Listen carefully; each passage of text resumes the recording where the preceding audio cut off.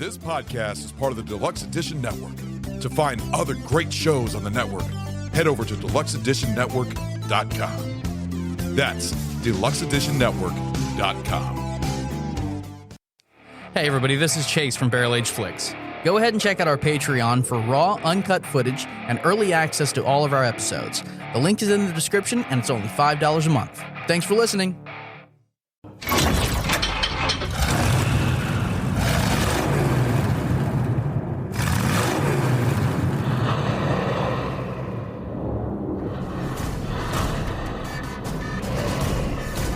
My name is Max.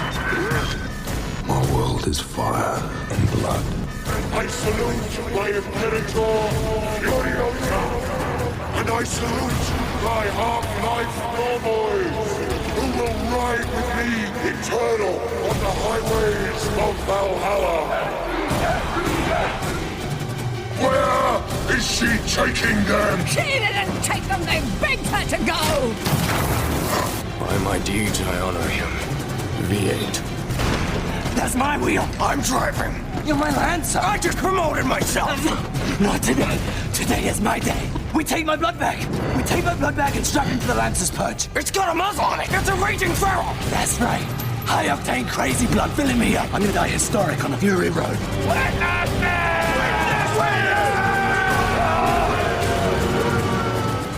You're relying on the gratitude of a very bad man. You've already damaged one of his wives. How grateful do you think he's gonna be? All this for a family squabble. Healthy babies. Oh, what a day. What a lovely day. Tell him to turn the rig around! Did you see it? She went under the wheels. Did you see it? She went under the wheels. Immortan, if I get on the rig, there's a way inside. What is your name? It's Nox. I'll pike her in the spine. Keep her breathing for you. No. Put a bullet in her skull. Stop the rig. Return my treasures to me. And I myself will carry you to the gates of Valhalla. I awaited. You will ride eternal, shiny and chrome. Hey everybody, this is Barrel Age Flicks. I'm Lenny, yeah man, and this is... Hey, this is Ron. Let's drink, talk some movies. And Hey guys, this is Sammy. Let's do this. we also have... What's going on, you fucking nerds? This is Tyler. Let's talk about some modern mythology. And finally... This is Stu. Let's drink, motherfucker. Hey, what's up, guys? Welcome to Barrel Age Flicks. Welcome to the Thunderdome, bitch. Black and chrome. So we are going to be doing Mad Max Fury Road. This is Sammy's pick, and of course, she picked the alcoholic drink that we're going to try out. So what do we got? All right. So I found via callmepmc.com an Apocalypse Bourbon cocktail. This cocktail consists of 1 ounce bourbon, 3/4 ounce of Kahlua, 1 ounce of peppermint schnapps, and 1 ounce of vodka. You put into a blender with ice, shaky, pour over ice, and garnish with a orange and cherry. It's got 2 of the ingredients of a White Russian, so I'm really curious how this is going to taste. Well, go for it, boys. All right, guys, you ready? Roast. Cheers. I don't know how to drink this well. The garnish. It's a lot of garnish. It's a Yeah, big it is. orange. It's like really. There we go. Let me figure out the Just throw that shit in the cup. figure out the logistics of this. Actually, this is not bad at all. I like this. But you're not. I can see that you're not liking it, Stu. Here, Just here, you can have that. you don't like it? No. I'm gonna drink it just because I don't waste alcohol because my liver hates me. But the peppermint, I'm not a fan of the peppermint.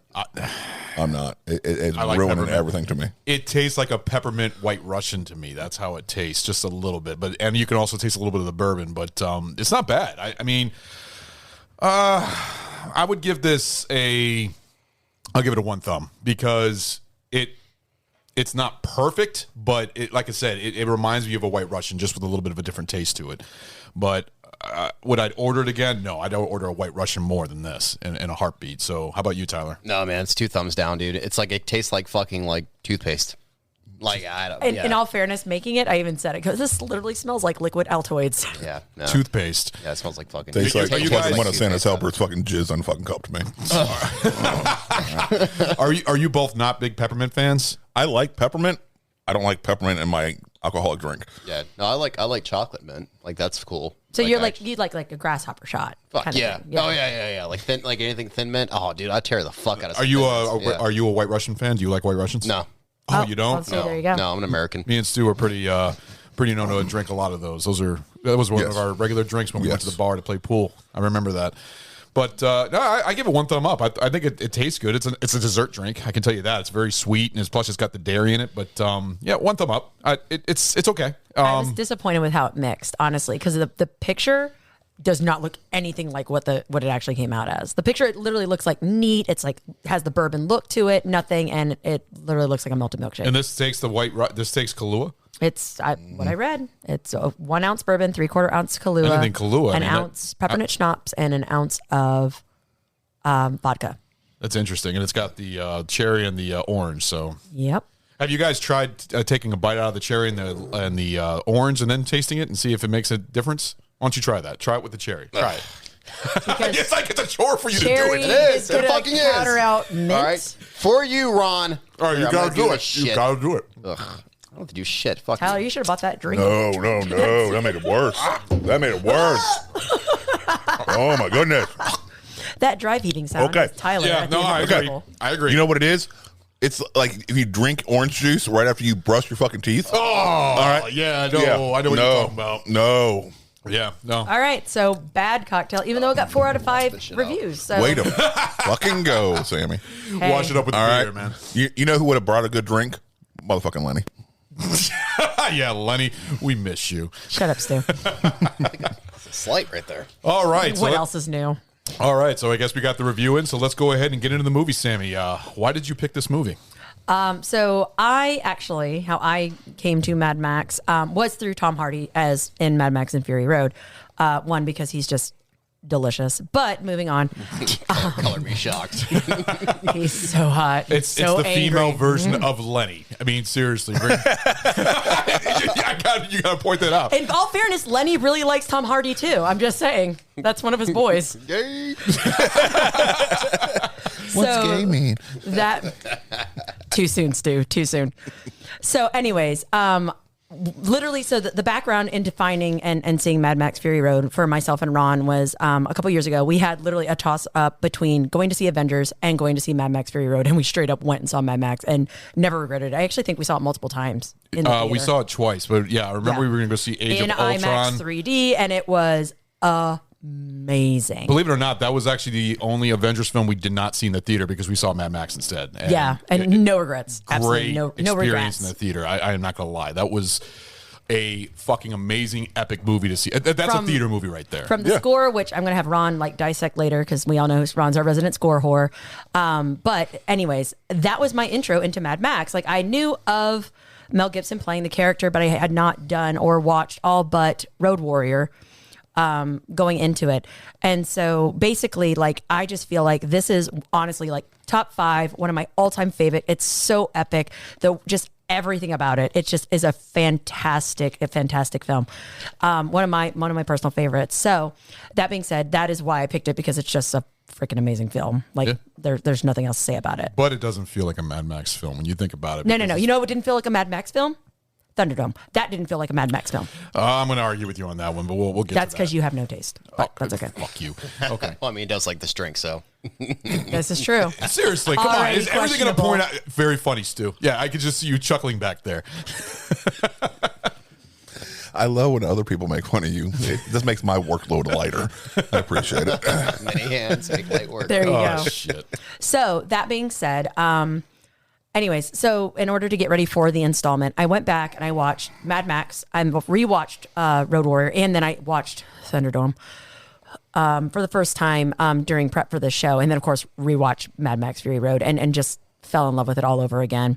I mean, you have so many really, really awesome roles. Like you have Furiosa, you have Immortan Joe, you have the War Boys. I feel like it is what George Miller? George Miller, Thank yes. you. George Miller's like initial, like how you see it evolve through the films to like what I feel is almost like the perfect Mad Max with Fury Road. It's a really, really cool process. And honestly, like just blew the doors off. Like, it's a fantastic film. I'm gonna make a note real quick, and this is kind of back you up. So she noted that Furiosa was an awesome character, or Morton Joe was an awesome character, and you also said what was the War Boys? I was just saying the War Boys. Yeah. Did not say Max. No. Did not say Max. No, because it's not a fucking movie. I think he has like said out the 56 gate that he lines was throughout my the whole favorite. movie. And they're delivered beautifully along with his Yeah. face. It's fantastic. See, that's the But thing. no, I loved him. I loved his energy. I love that in the background you had like the passing of the jacket that you mentioned, Ron. Yeah. Things like that. Like, I feel like to pass that Mad Max torch from Mel Gibson, who, don't get me wrong, is Mad Max, but I felt much like our debate about the different kinds of Jokers, where you have Jack Nicholson as the standard, but then you have Heath Ledger, who was able to do the role differently but well. I feel like that's kind of the same thing here. He's more like Jared Leto. See, No. I feel. So you're saying you like Mel Gibson better? Fuck yes, I do. Okay, Yes, no, absolutely. there's nothing wrong with that. I feel that Tom Hardy's interpretation was more of Mad Max, as Mad is in. Insane. He's gone fucking insane. Yeah. All right. Got He's no longer random ghost angry. So children that running up at him. he's lost his fucking shit. Yeah. You know, he acted, I will give him credit, he acted the entire movie the way he looked at the very beginning. Well, you know, that long hair and scraggly beard and shit like that. Right, and the double When I would vision. expect a weird, crazy hobo to act, he's exactly how fucking he acted throughout this entire fucking movie. No, he acted like a nihilist, and he acted like a weak fucking nihilist, and that's what I hated about him in this movie, is because he was incompetent. Like, I did not fucking like Max in this movie. To me, man, that was not Max at all. I'm going to disagree with incompetent. I will disagree with incompetent. Everything he tried to do, he accomplished. Even the scene where they're in the war rig and he's sitting back in the passenger seat and he knows exactly where to start looking, you know, for all these weapons and shit like that, because that's where he'd be fucking, putting weapons.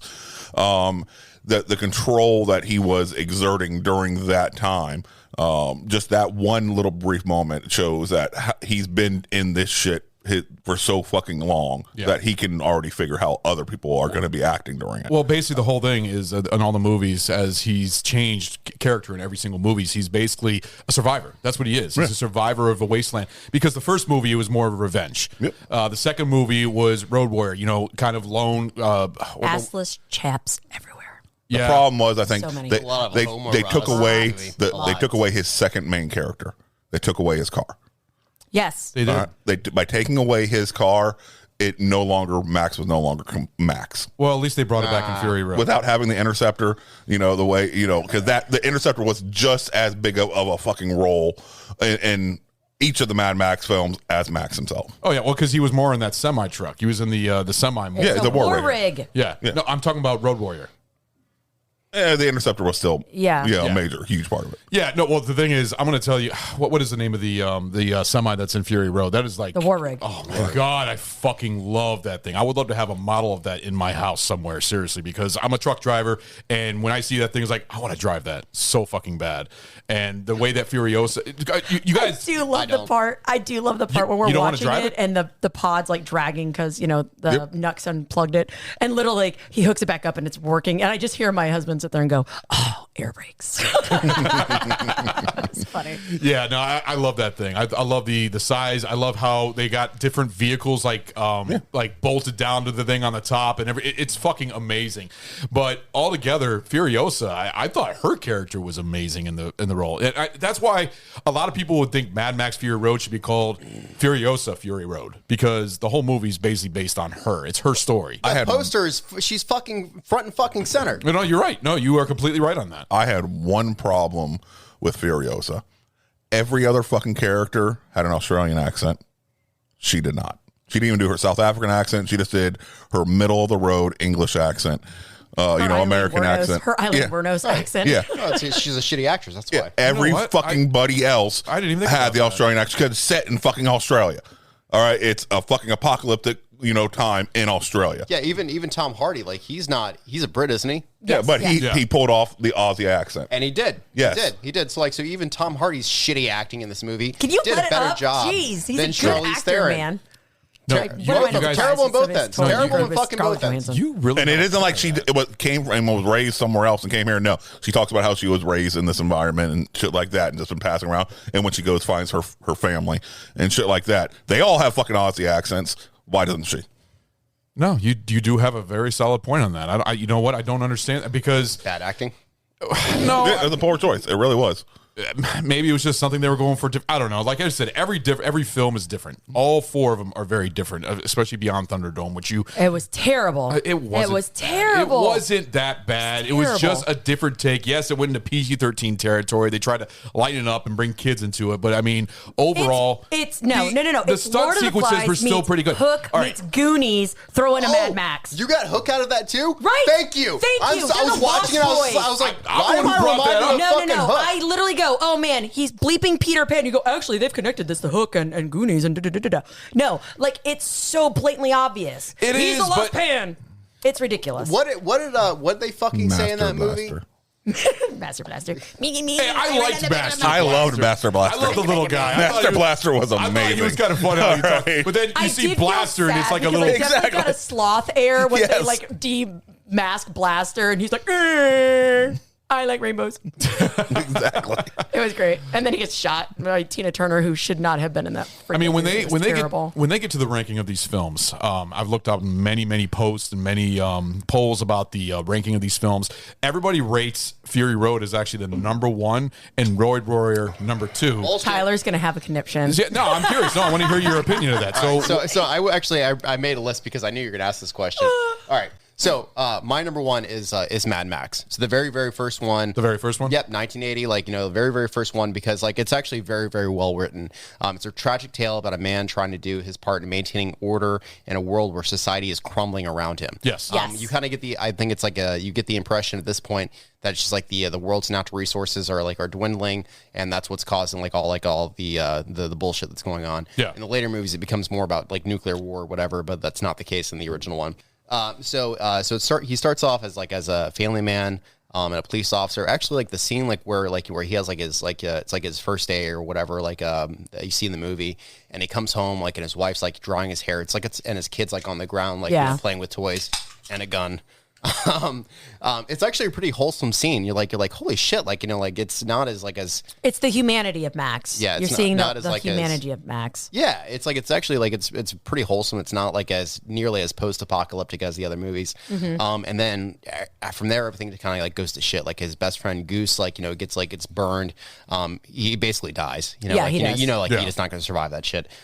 He hands in his papers to Fifi. To Fifi. Fucking Roger Ward. I think it's Roger Ward is his name, whatever. He's the shit. He's awesome. I couldn't figure that fucking. It looked like a jacked Mr. Clean, basically. That's what it looked like. He looked awesome, man. He looked like every fucking classic strong man you've ever seen before. Oh, yeah. With this black silk scarf. Yeah, fuck yeah. Wasn't he feeding a bird or something? No, he's literally watering his plants, feeding his birds. Yeah, it's great. He's like Leon the Professional. It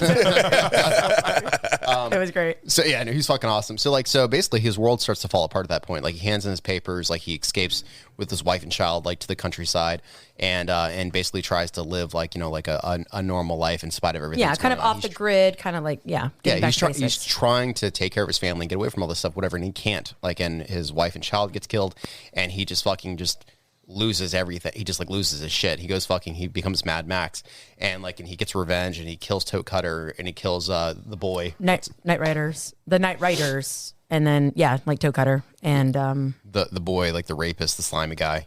Yeah. There was that Boy George, or not Boy George? Sorry, Johnny Boy. Much different film. Johnny Boy. Much different film.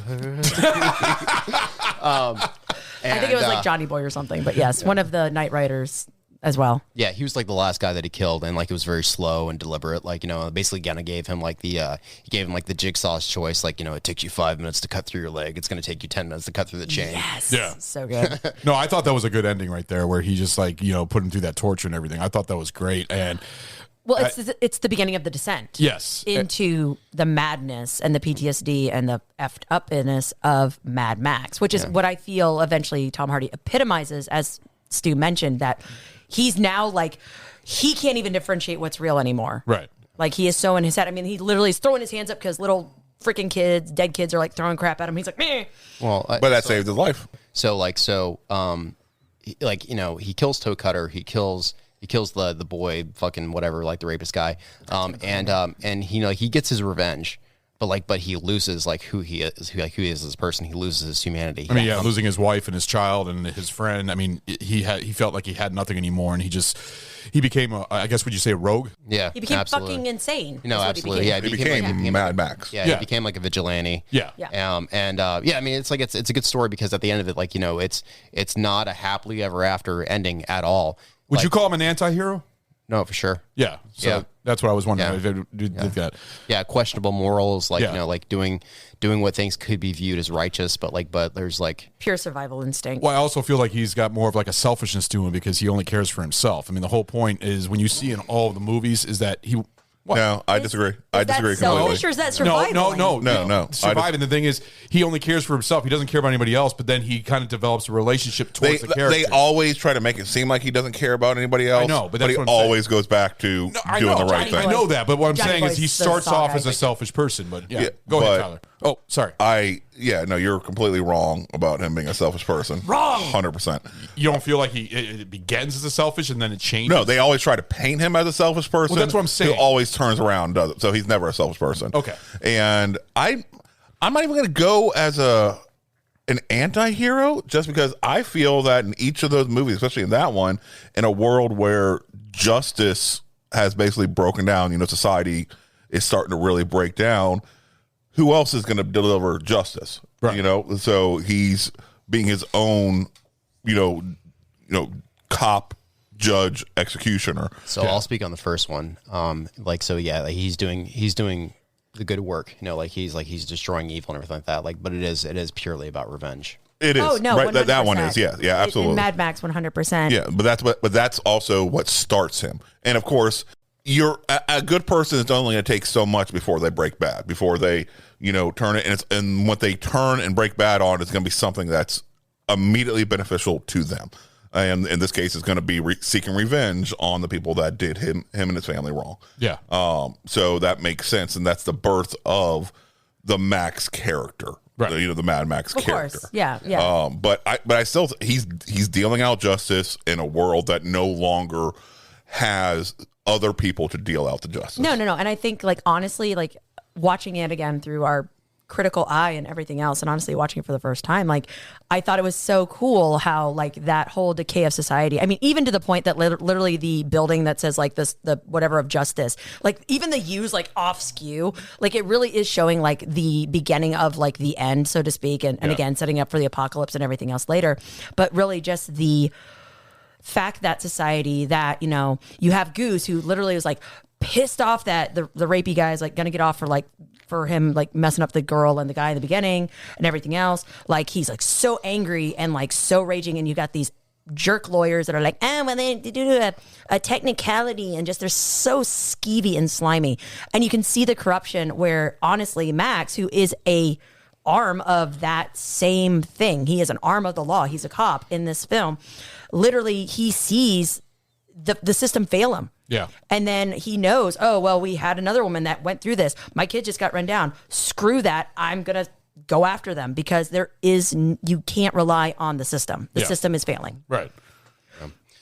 So basically, so my number 2 is is Road Warrior. Yeah. I figured that. Road Warriors, in my opinion, I thought you would put that as number 1, but I was a little shocked. So, but Road Warrior is actually the more iconic Mad Max film. That's the one that everybody relates to, especially Waterworld. Waterworld did a whole thing about. When you think about Mad Max as a character, you think and the environments and shit like that, you're thinking Road War. Yes. All right. So, in my opinion, like the original Mad Max, that's almost a prequel. Yeah, and Road Warrior is the actual birth of not birth, but it's Mad Max. That's a Mad Max film. In the first one, he was just Max. Yes. Well, he looked more, and then but born and became, and then he was Mad Max by Road Warrior. I 100% agree with like what you guys are saying, and actually, like, I really really like your points too, like where you talked about how Mad Max was probably sort of a prequel, and I'm not really sure if that was because back in that time we actually told stories from the beginning. Yeah. Well, the thing is, they weren't aiming for a wasteland type of film. That's the thing. From what George Miller said, it was more of the budget and what everywhere looked at, and then it kind of developed into that. That's actually not what he was going for in the first place. Yeah, I got another point about that, like about how it kind of seemed like George Miller was kind of making it up as he went along, but that's beside the point. But Road Warrior is 100% like it is where Mad Max got his aesthetic from. Like, you know, from the wasteland look to the awesome vehicles to the crazy ass characters like Humongous, and we can talk about like the homoeroticism that was going on in this movie. Whatever. Yes, but it's fine. I mean, like, when you talk about like the breakdown of society and like the complete removal of religion, like you're gonna have those things happen. Beyond that, like it's not a very complex story. It doesn't really ask much of its audience. It's fun. And it has a satisfying ending. So it's really a good movie. I really can't say a whole lot bad about it. It's really just the ending of Mad Max that I really enjoyed more. That kind of like made it edge out as the better movie. Where you're not really sure like it's satisfying. Like like the bad guys died, but what did he lose in the process? Exactly.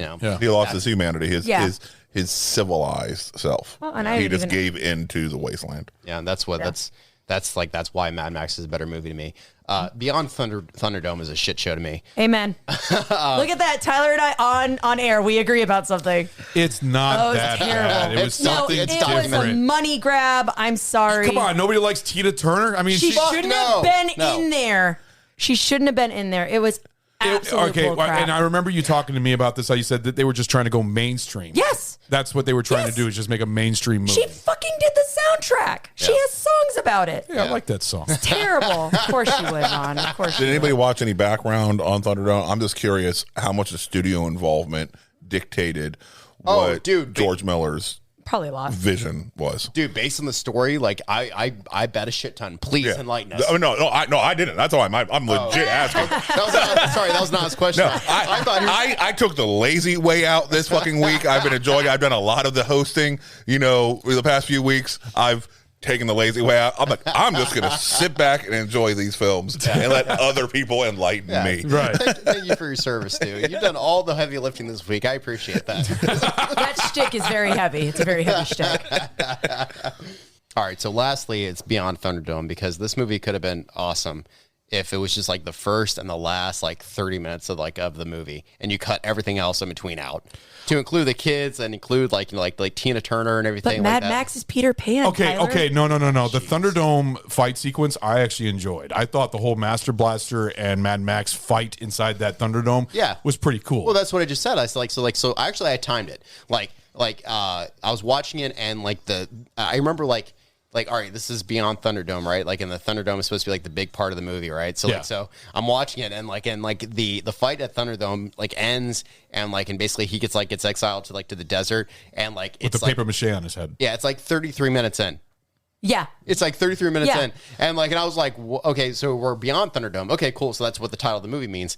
And so anyways, if you had cut the movie to where it's the first 30 minutes and the last 30 minutes and and cut out in between everything in between to include fucking Tina Turner and the kids and everything like that, then it would have been fine. Because the movie's actually really, really fucking cool for the first and last part, the chase at the end, the Thunderdome at the beginning, whatever. It's not a bad movie, but you can definitely tell that he played a lot of shit down to make this PG-13 and try to make it a lot more accessible. Even the music was lighter and everything like that. Oh yeah, and it was so disorienting. When we were watching, so disorienting. When we were watching Beyond Thunderdome for the beginning, the title sequence, as soon as the title sequence came on, it was that 80s pop music. Spicy boner. You could hear my eyes roll. It was that bad. It was the exact same shit for me. It was awful. You heard fucking Tina Turner's fucking song or whatever, and you're like, oh god, fuck. Even her bleeping water reserves are all blinged out. What is that? All right, guys, I gotta say this. Tina Turner. Hey, that's what. It's true. However, she didn't belong. I have to take a punishment shot, and I'm gonna go ahead and admit to it because I just said a spicy boner. You guys didn't even notice, apparently. Aw, look at you in the honor system. Good job. Yeah. Your liver hates you. So I'm going to have to take one. So go ahead and keep talking. I'm going to pour myself a shot. All right. Let me guess. Screwball. Yes. I thought so. Oh, what did I I'm do? surprised you didn't say anything because you were always did he call hunting me down. Oh. What happened? How dare you? My name is It's one of those Sammy. things where I'm translating automatically in my brain. So it's not did he? I ain't 100% sure, but I'm also not going to call it because I don't want to punish. You got to give me a point. I admitted to it. I admitted to it. That's good. Honor system's good. That being said, no, and it's funny, Tyler, because as Ron and I were watching it, I literally I did 4 pages of notes, and then my computer decided to bite it, but I literally timed it to a minute. Get what you buy. Yeah. Thanks, Ron. Appreciate it. Stu. Anyways, if you don't want to go for the cheapo Chinese knockoff that has now completely infected her whole computer with all the spyware. Oh, yes, because I have so many secrets. The show, they want... Sorry. You know they're doing a Chinese ripoff of Barrel Age Flicks over there, okay? So, anywho, but no, anyways, what I thought was interesting in the same vein of what Tyler was saying is like the Thunderdome scene happens 30 minutes in, and then literally it is another hour and like 34 minutes before it even feels like a Mad Max theme again. Between them, it's literally like a cross between Lord of the Flies meets Goonies meets freaking Hook. It was terrible. Absolutely terrible. Bangarang! Rufio! It was absolutely terrible. How is that screwball there, Fucking Ron? horrible. I almost said Num, num, num. Was Rufio named after Roofies? I don't know. Maybe. I just thought about that. I don't know why. I don't understand. I really don't see the whole Hook thing. I see more of a like Lord of the Flies type of thing more than a Hook thing. No. Hook. And didn't this come out before Hook? 100%. So, hold on. This came out before Hook. I don't know. Did Hook rip off? Maybe. Thunderdome? No. Because Hook was going more for like a 90s style of the Lost Boys. Spielberg just wanted to be George Miller. No, It's okay. actually Do Steven not Spielberg's don't least- compare the Lost I Boys don't think you had to worry about with that. Hook. Because just because it's, the Lost Boys in the story sense, the Lost Boys has absolutely nothing to do with Hook. You know what? But I don't care. Hook is a great movie. It's one So of is The my Lost Boys. childhood favorites. I love that movie. So y'all can. Yeah, you would. So You don't like Hook? You guys looking at me like because that. you're telling me So, that Tyler- Fury Road doesn't even make your list. Yeah, I mean, I said that before Beyond Thunderdome. He doesn't feel like it's a Mad Max film. I can see that. Beyond Thunderdome is my last pick because Fury Road doesn't make the list. Okay, I understand what you mean now, but overall, do you think it's a good film? It's okay. All right. So Okay. here's my thing. So little did we know at this time that this was going to be the first in a long line of miserable fucking movies where classic films are taken and they're redone or they're sequeled with the male lead being embarrassed or overpowered by a female lead. Yeah. This was the first. This was like a few months before The Force Awakens and everything. This was the beginning of the cinematic age of the Mary Sue. I disagree. Okay. And the reason why is because I feel that in Mad Max, now I get it. Like there are a lot of roles, understandably, a lot of the new Star Wars, a lot of recent films where women are cowling men in those things. Ghostbusters. Oh yeah. No. That just should never have been gender bended. Period. Never should have been. I can go on. Shit. No. However, I do feel that in that Mad Max Fury Road with Furiosa, I feel like they counterparted each other very well. Nope. I feel I'm sorry, I would disagree. No, go on. I totally disagree because I don't feel like Furiosa overran him. I really don't. No, because here's why. No, at the end, like she's fudged up, man. She's got freaking like her lung isn't working, all of this stuff, and he is again reclaimed his humanity or got in touch with it momentarily, and he's helping her out. I felt like it was much more like they were even keel, more so than a lot of like Captain Marvel, all of these, even the Marvelverse, all of those characters like have honestly cowed a lot of guys. I don't feel like that was something in Mad Max. I really don't. I felt like they were a good counterpart to each other. No. There's actually a couple of moments where Max showed his incompetence and it really, really pissed me off. So one scene in particular, it's the one scene where I believe it's the bullet farmer or whatever is approaching. This is right after You're talking about the sniping part? After Splendid got was thrown from the vehicle and Max said she went under the wheels or whatever and she was probably dead and later she does die. So Max takes the sniper rifle and he has 3 shots. And he fires 2 and he misses 2. And instead of taking that third shot, he just hands it off to Furiosa for some fucking reason or whatever. Hang on. Okay. You're right. Hang on. So he just hands it off to her or whatever. Not knowing at all, whatever, she's a good marksman at all. Like, okay, she had a lot of guns in her vehicle, whatever. That doesn't mean shit. And by the way, that was a gag that was ripped off from Beyond Thunderdome, because there was that one scene where Max is like he's getting ready to go to the Thunderdome, and they told him that he had to check his weapons. All his guns. And he starts like piling fucking weapons on top of each other, whatever. That's the same fucking gag, because Max keeps finding fucking weapons, piling them up in the bag or whatever, and you can kind of see the expression on his face like, holy shit, there's more. It's the same fucking gag. Yeah. They are plainly and clearly trying to replace Furiosa. They're trying to replace Max with Furiosa.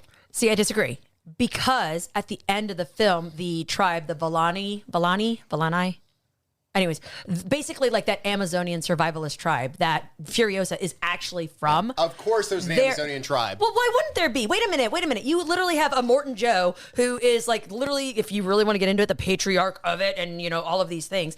Why wouldn't there be these fractioned women tribes where they don't trust men because they're either raped or traded as tender? Because it's the message of the whole fucking film. It's so fucking contrived, it makes me sick. But I disagree, because you're going to have outliers like that. Are all of them going to be that way? No, but you will have those facets that you would think crawl out of that situation. Yeah, but it's to me like it's like the whole message of the film. Like even like when they arrive to the fucking like the whatever, like the I'm gonna call them the Amazonians.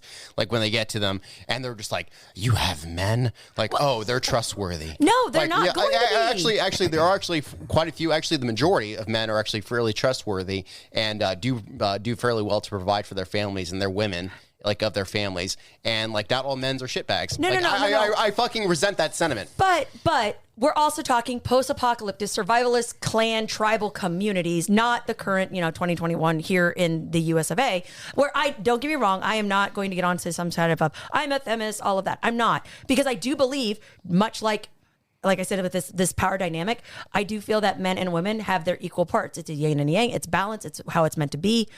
All of these things. However, we're not, we're what do you call it when you suspend belief, right? Like we're in this universe where all of this bad shit has happened, where literally you have women, the wives of a Morton Joe, being traded as fodder to have healthy babies, and they're just baby farms. So you have women in this position of property and not giving consent. These young underage girls, they didn't sign up to be a Morton Joe's wife. They were plucked out because they were the most genetically like perfect beings they could find, aka his treasures, aka those things. That being said, I think it's crazy that just because there's like this small remote tribe of women that just kind of got their shit together because maybe they got sick of it. I mean, even to the point that they literally bait themselves, like the way that like he drives up and he's like, that's bait, when she's like up there naked, is because like that's how animalistic and how much civilization has literally broken down that much, that we're very little above animals in this film. So like, I get what you're saying, where you felt like it was kind of like ridiculous that Mad Max couldn't sniper shot it. But if you take it in the vein of, if Furiosa is from this lineage, then that may be something that as child they just got promoted upbringing. And so she's a better marksman. And they did show her. Fucking how? They showed her using that sniper rifle before they even did the let's do the bullet count and match everything up, see what we got. They said, oh, we only got 3 rounds for this gun. Big boy. It ain't got, so that's basically worthless. But before that, they had shown her using that sniper rifle effectively, on range. So Max, of course, is going to remember that. He took a couple shots, like, fuck, I'm missing. And let me go ahead and give it to somebody who's already proven to be a better shot with this particular sidearm or this rifle than I am. And sure enough, he does it. She measures the shot out. Of course she does, because it's a fucking movie. It's not real life. Okay. I'm sorry, dude. They're trying to put I don't care if she's a guy, a girl. I don't care if she's a fucking goddamn animal. They care, though. Whoever is the best fucking shot with that fucking weapon needed to be the one to take that fucking shot. And they'd already proven that she is an accurate shot with that fucking rifle. Well, why wouldn't Max be? Max was a fucking cop. He had shown in the prior film. I can tell you, he was a shooting marksman. Shooting a rifle versus shooting a sidearm are different skill sets. All right, you're accounting for different type of trajectories, different type of bullet drop, and especially the greater distance you go. If I could shoot the fuck out of a fucking pistol.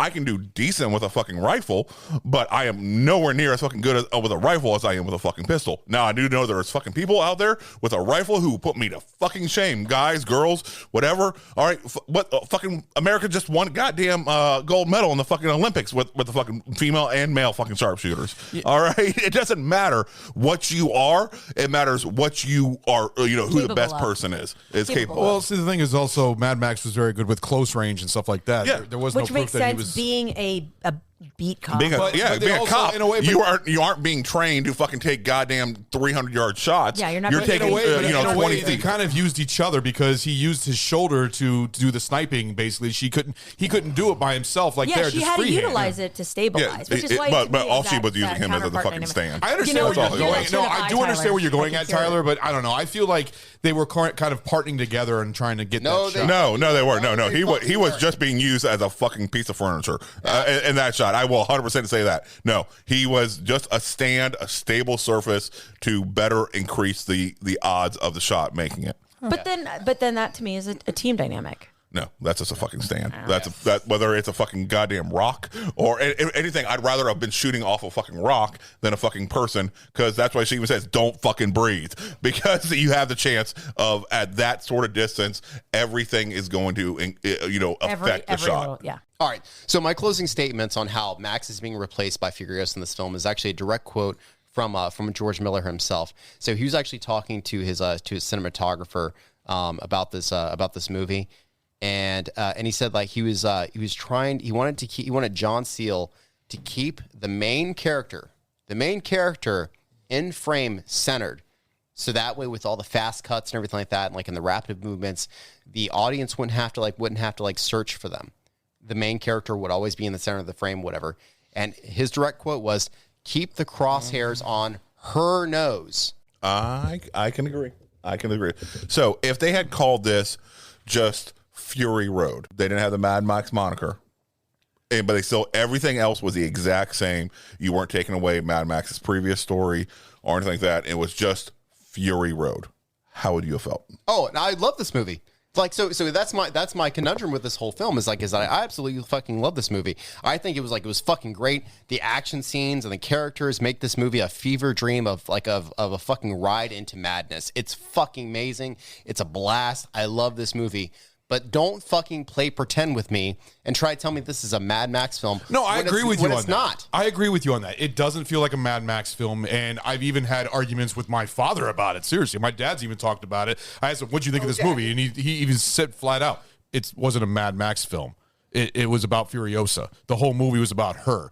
So if this had a different title and it didn't even have the Max character, but it had the exact same story, I could see where you're going on that. Okay, what if I can argue that for Thunderdome? What if George Miller did this? I know he wants to do the Furiosa prequel, and focus on how she became, Well, he wants to do two movies. Yeah. He wants to do a Furiosa prequel, and he wants to do a sequel to Mad Max called Wasteland. So if Mad Max, any other future Mad Max ones, it's just stories that Mad Max happens to be a part of. Like he's the central, not even central. Catalyst. He's the one, the common denominator between all the films. Whether he's the main character, like in Road Warrior, or whether he's almost an auxiliary character, like in Fury Road.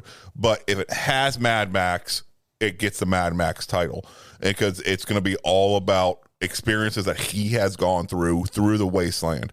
So they might not necessarily be Mad Max, what we think of Mad Max films, but if Miller wanted to do something like that, where it was still just, Mad Max presents whatever road, or, Mad Max presents whatever. And so like that, whatever it happened to be, if Mad Max is in it, it gets the Mad Max moniker. Kind of like Solo, a Star Wars story. Yeah, some shit like that. Rogue One, a Star Wars story. Yeah, where it's part of that universe. Mad Max story. Well, I wonder if they're going to do it with the Furiosa, if they're going to do Mad Max Presents or not Presents. But I just pulled that out of my ass.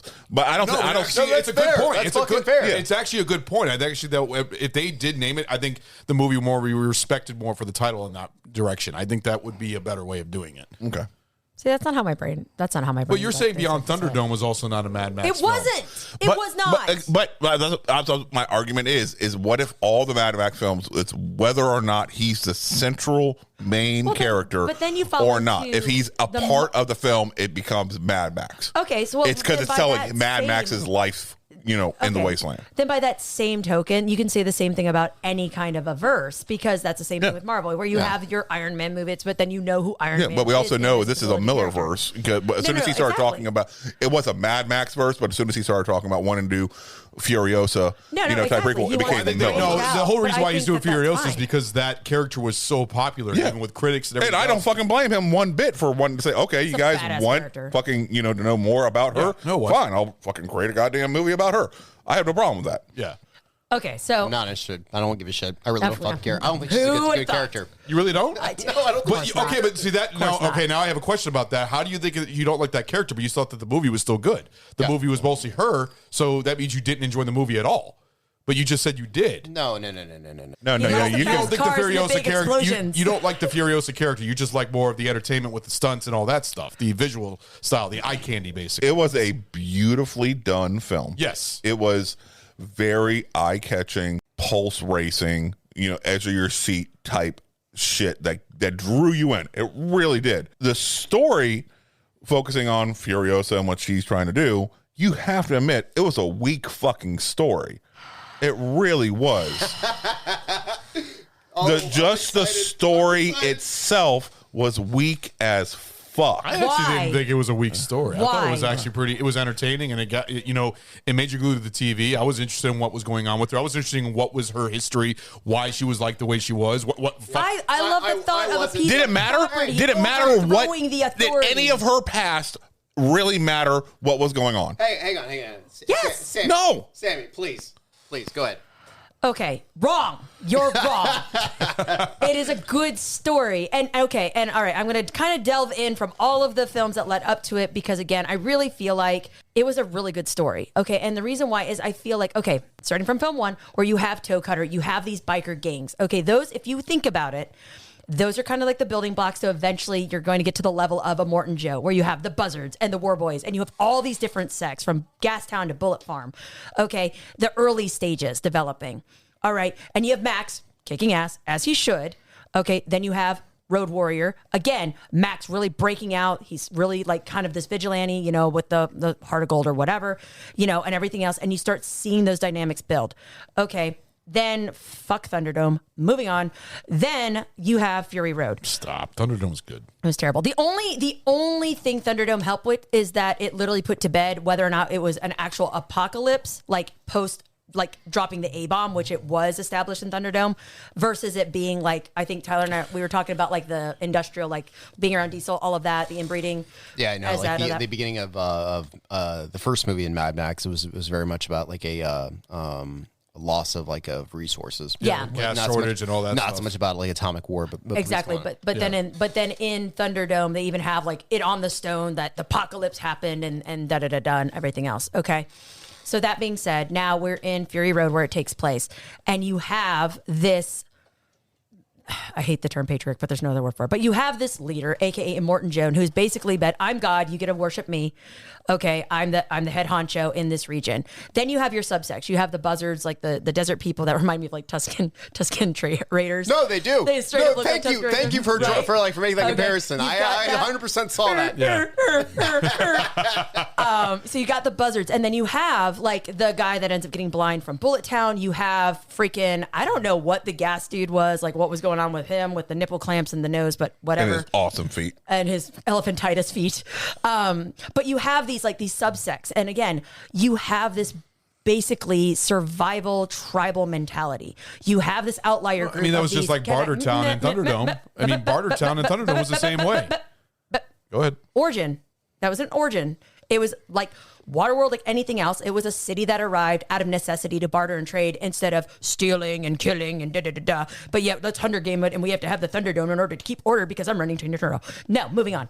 So that being said, you have all of these sects, but you literally have this classic conundrum or this classic trend where you have basically chaos and you have a tyrant inserted into a seat of power who's basically like, I'm now owner of everything and you get what I give you, which is why you have like these scrabbling different sects of people. You know, he's keeping all the good stuff for himself, everything else, and everything is property. We've literally dehumanized to the point that everything's property. Everything's barterable, everything's trainable. So then you have Furiosa, who I am actually really excited about the potential backstory, because she came from this surviving tribe of women. And to me, it almost like very much kind of reminds me of almost like a Wonder Woman, okay? Where she comes out and everything else. And now, don't get me wrong, that doesn't mean like, but I think that is really kind of a cool way of bringing in another very strong character who I feel was equally on foot with Mad Max, even though you don't agree. But I think that the story itself, again, where you have this basically property that was brought in, branded, tagged, brought up in the ranks of Immortan Joe's like army, and to the point, escalated to the point where she has become the war rig operator, which is like, even all the war boys are like, we would totally love to be that. I think that that's cool. And then to turn that around and use it to break down that like corrupt, fucked up society, I think is a really good story. I think it's really cool. I think it's, it's the rebels against the Empire. That's what it is. It's a good story. I think you're wrong. Yeah. To me, it's an action nonstop over a day and a half. No, that's what it is. This is how they say it in the movies. Basically, just an hour. It's about 2 hours of a big car chase. That's what it is. It's a big chase. It's a Mad Max movie. But it's over. It's supposed to be. It's over a day and a half. That's 2 why I didn't days. like it. Of one person, versus another person. It's basically what it boils down to for 2 days. And that's action, beautiful action, amazing fucking action, wonderful stuff. Whatever Furiosa did to get her to that point had no real effect on the fact that this is where we're at now. You didn't go with her and learn and care about her at all, up until that point. It just fucking started. Like when Furiosa came in, except for her having that fucking robotic hand and shit like that. That's cool. You had no fucking real identifying way of separating her. You had nothing that you cared about her at all. And once she started driving that fucking war rig. Max, the only reason we cared about Max, in all honesty, was because of the prior films. We know who Max is. It could have been any other fucking goddamn hobo with a shotgun. All right, situation. All right, it really could have been right there. All right, but we had it did nothing to really identify.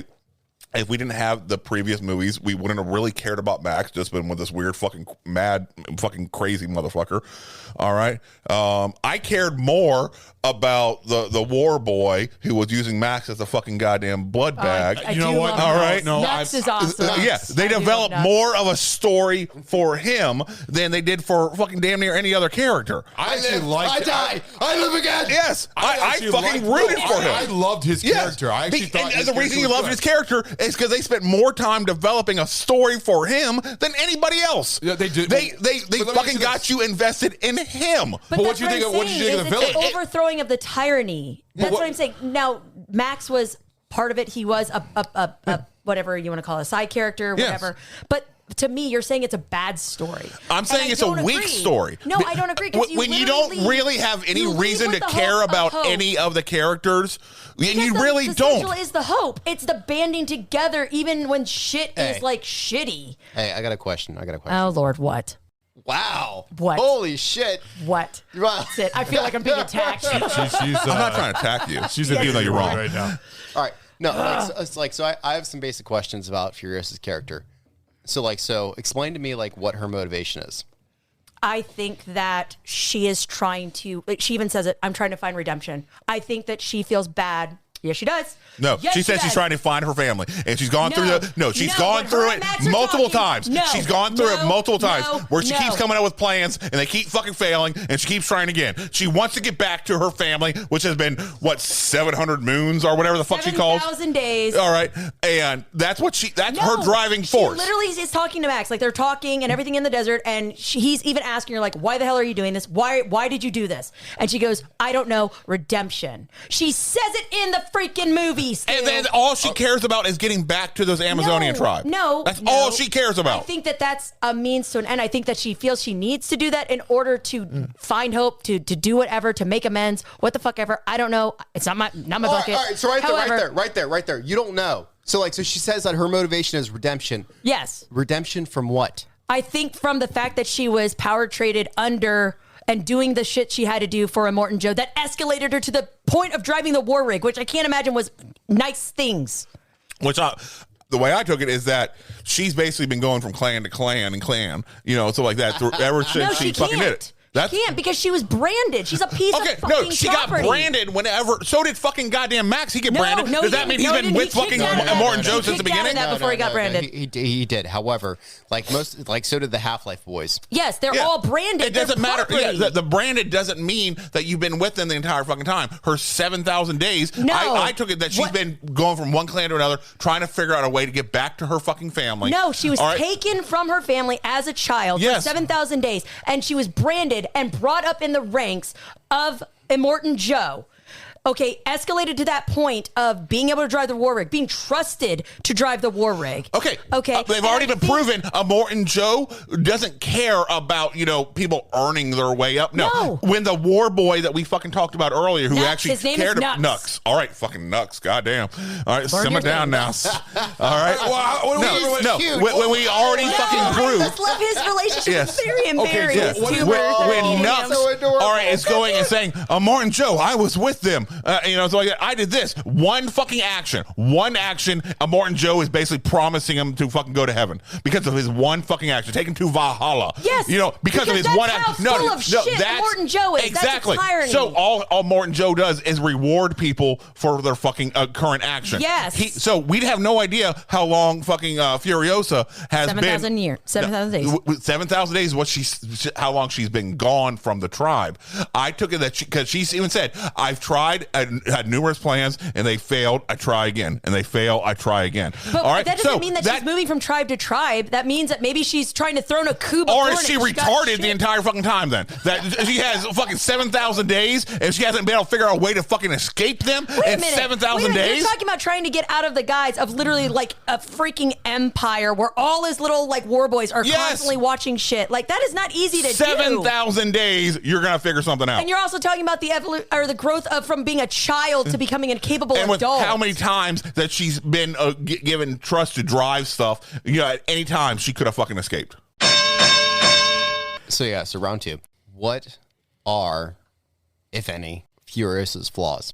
Aside from her gimpy arm. Hey. There's nothing wrong with the gimpy arm. Okay. Judgy face. I think that in order to survive, because she was taken as property, raised in the ranks, I feel like she has probably felt like she lost her own humanity, much like Max, just to survive. Okay. And I feel like now she's gotten the opportunity to redeem by getting these these 5 young girls out from under the thumb of a tyrant. And who knows? Maybe she was traded. Maybe that's part of her backstory. I don't know. That doesn't sound like a flaw. No. I'm elaborating because I think that her flaw, honestly, would probably be the level of arrogance. Maybe hyperinflated because she has been elevated in the ranks. Maybe she is thinking she's more capable than she actually is. And this is a way bigger thing than she realized to take on. And I think that she came to terms with that when the deal went sour with the Buzzards. Okay. When honestly, she ended up getting chased down, realizing the moment that she turned off course and they're like, boss, where are we going? And she's like, we're going here. I think that she had a level of arrogance, be it from whatever, be it from how she was raised, be it from being raised in the ranks, whatever, that I feel like she didn't necessarily have a great long-term plan. Great short-term, but not a great long-term, not a great follow-through. And therefore, when Max is a side character, I think made her realize, I've kind of fucked up. I've bit the hand that fed me, so to speak. And so I do feel like that humbling comes throughout the film. So if I had to find a fault, I think it was arrogance straight out the gate.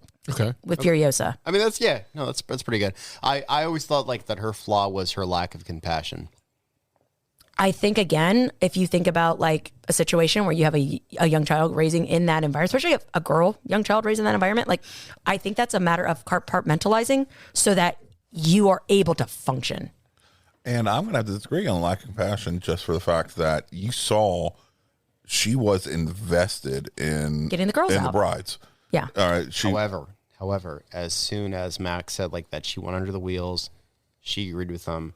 They left her behind. Yes, because like that, she that was a rational lack of compassion. It wasn't lack of compassion. It was realizing, all right, because if Max had, she was questioning him directly. If Max had not, they would have convinced her that it really wasn't, there's nothing to go back for. Did you see it? She went under the wheels. Yeah, that was and she was reading him the entire time. All right, she was looking him, and staring, trying to gauge his honesty because they were at having to make it a split-second decision, and the decision to go back would have been a bad decision. They would have gotten caught. It would have been a bad decision for the survivors. It would have been a bad decision. So she had to, but she still was contemplating going back. She was, and you can hear it in the tone of her voice. Yes. Because she's like, did you see her go under the wheels? It was very matter of fact, very analytical. And then he's like, she went under the wheels. And she's like, did you see it? And that level of like, you could tell she was invested. Yeah, she needed to be, she was giving him an opportunity to convince her to not go back. Yeah. Because she knew that was going to be jeopardizing the rest of the brides by doing that. And she didn't want to put them in jeopardy, but also she cared so much about all of them, as a group and individually, that she didn't want to leave one behind if there was a chance that they could still be surviving. What did you all think of Immortan Joe? He's great. What did you think of him as a villain? Because a lot of people think that he is a very... Well, actually, I have a question. I would like to know your input versus... all four villains? Yeah, so you've got Humongous, and technically Wes. I would say Humongous and Wes from Road Warrior because he's pretty freaking bananas. Talking about the dude from the Weird Science because he did a cameo in Weird Science. His name is Wes. The same character. His name is Wes. Birdman. So you have Wes and Humongous from Road Warrior. You have Master Blaster and you have Auntie from Thunderdome. Then you have Toe Cutter, of course, from Mad Max, and then you have Immortan Joe. Which, by the way, I just think that they have Toe Cutter as Immortan Joe, the same actor, was fantastic to me. I hope it is. I hope that it's not some bizarre fucking that is him. Yeah, right? Yeah. Like aside from all the inconsistencies within the Mad Max universe, but it would make sense that somehow Toe Cutter, even though he fucking face planted the front of a semi, he ends up being Immortan Joe in some strange fucking way. That's the reason why he's breathing issues. Yes. No, and here's why. Because think about in the scene in Mad Max when the Knight Rider's dead and he's got the coffin on the back and he's literally making the sign of a cross to all of his followers, and then you have Immortan Joe who's I will carry you into Valhalla. His egotism has just evolved. If you want to go on that tangent. Believe it or not, this is what I'm saying. If you come to what are the best villains? No, I'm just curious. Individually, which villain do you think was your favorite of this franchise? I'm not gonna lie. Okay, I love Immortan Joe. I love the whole thing with him and Valhalla and the whole. I love that, but I actually enjoyed Toe Cutter more than out of all four villains. It's Toe Cutter. Yeah, I don't know why I said Toe Cutter. But anyways, Toe Cutter I enjoyed more than Immortan Joe. I found that he was a little bit more... Is it because of how he creepily ate ice cream? He just seemed more psychotic. Wow. He seemed more like he was out there, like something was wrong with him. Immortan Joe seemed like, he was more of a tyrant or something like that. But Toe Cutter more. Auntie, I can give a fuck about her. And Humongous... But that's your girl, who you love her song. I thought it was a good song. That's all I'm saying. I don't even like Tina Turner's music. But then you like that song. But it's related to the movie. It's because it's garbage. I fucking liked it. Anyways, so anyways, Toe Cutter I actually enjoyed the most, and I would put Immortan Joe as number 2 and Humongous 3. Humongous is different because especially with the whole the hockey mask and the it's like Jason on steroids. It is. That's basically what it was. I was like, man, Kane Hodder should have did that role. It would have been better in my opinion. But yeah, Humongous and then Auntie would be number 4. But yeah, I like Toe Cutter. I actually enjoyed it after watching Mad Max the original. It's because of the creepy way he eats ice cream. It's not even that. I just thought he seemed more mad, more psychotic, more like a more threatening character than Immortan Joe. What do you guys think? Tyler, I'm curious. What is your listing of the villains? So I haven't really put in a whole lot of thought into my ranking of the villains, but I will say that Immortan Joe is my favorite, 100%. He's just. The dude, like, he looks cool. Like, his motivation is fucking cool. He's a warlord. Kind of reminded me of Darth Vader in a way because, well, no, not in looks way, but the whole thing about his breathing because he's basically so damaged from all the radioactive and stuff like that he has a hard time breathing. So he's got that breathing air. But that's literally the comparison would be to the Emperor, not to Vader. To Emperor? No, he's to Palestine. No. I'm saying like a Morton. Palestine? No, I'm talking whatever about his name is. Palpatine. Palpatine. No, I'm just talking about the whole mask and the breathing. Damn Palestinians. Damn, this got real political. Palpatine. What Sorry, side are I you on? misspoke. At least I didn't call him Toy Cutter earlier. Oh, come on. I'm Morton Joe.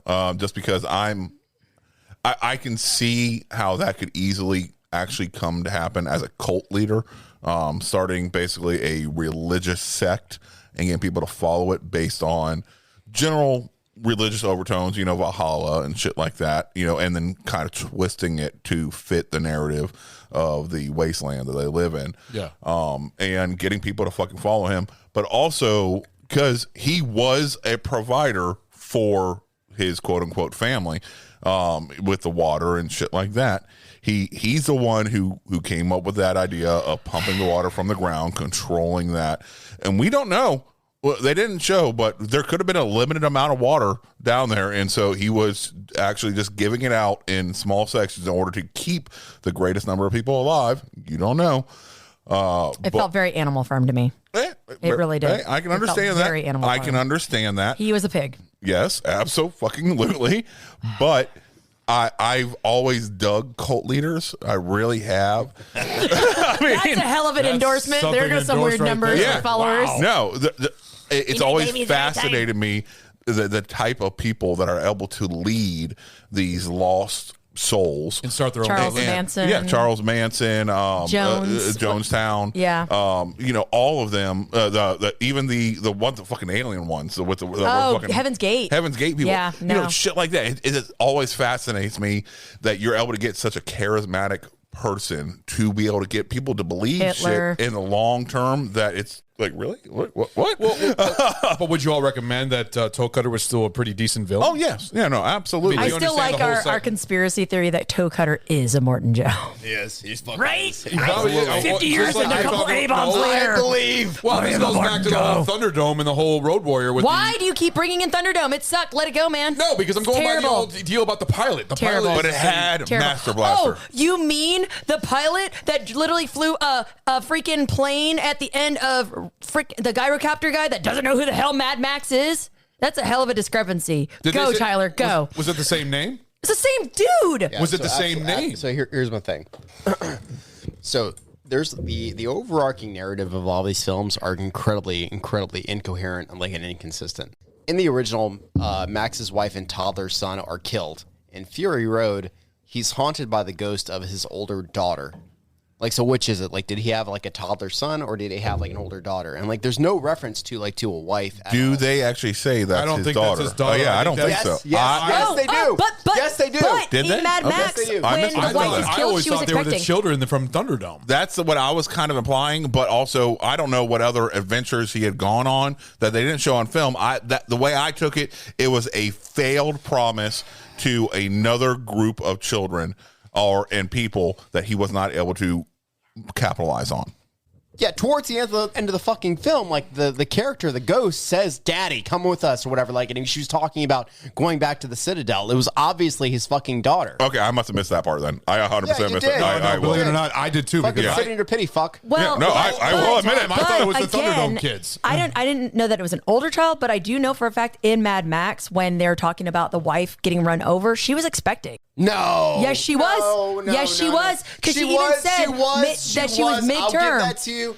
But I'm saying, could that be the He's not going to manifest this image of this Is he curly gonna, hair. hold on. curly So he'd suit. rather manifest a fetus? No, girl. No, Maybe. but think about, Maybe. think about the feral dog child thing. Maybe that's how his brain has, in its, dysfunction. Maybe that is the ghost of this dead hypothetical child from the original film. Oh, and so he doesn't give a fuck about his wife or his toddler son? Oh, that's real convenient. I'm not saying that at all. Oh, and that's all he's seeing? Well, maybe that's just the one that's tripping him out the most, as well as the random faces of the one other who people never that he's got failed. Maybe it's because it was the one who never got the opportunity to be born and have a life, and that's what's getting to him. The So one it's who basically never like an had a image of chance. his future child that never happened. Basically, It wasn't a future child. that's the what he child cares was about. there. well then it's just a huge plot hole that was never explained. But they did say he did say it isn't just this one beyond that. child that is haunting him.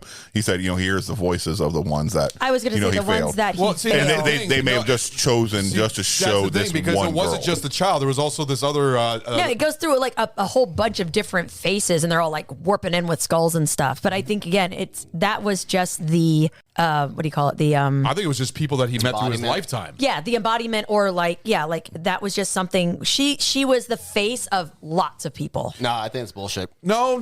I think that also the child could have been something that he adopted, like a child that he met. It's just a movie that was never made of him finding a child that needed help and tried to help her, and he kind of adopted and called her daddy. Just how. Will you call me daddy? Oh Lord! All right, so go ahead and sit back in your chair. Rest up, my fair friend. I'll explain to you while George Miller does not know what the fuck he's doing, okay? I really think that there is a general incoherency with his storytelling that has not really been discussed yet. And you may have realized it yourself or whatever. No, I haven't. But I absolutely fucking have noticed that there is a lot of incoherencies with that throughout his stories that I really kind of think that this motherfucker is doing a shit ton of shrooms, a shit ton of acid, and he's just kind of making shit up as he goes along. So in addition to everything that I've just explained so far, at the end of Road Warrior, as narrated by the grown feral child who has kind of the voice of an older man, which, by the way, I thought was a fucking girl, but I guess it was a boy.